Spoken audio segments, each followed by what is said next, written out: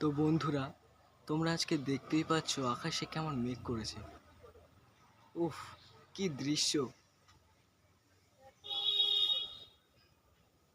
দেখতেই পাচ্ছ তোমরা কি সুন্দর মেঘটা। প্রকৃতি যে কত সুন্দর হতে পারে তা হয়তো এই মেঘ, গাছপালা এইসব না থাকলে হয়তো আমরা জানতে পারতাম না।